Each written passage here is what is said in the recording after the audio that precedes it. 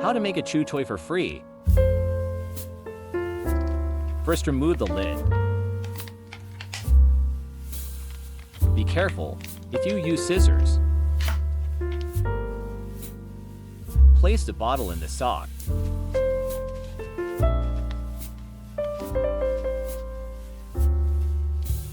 Tie a knot in the open end.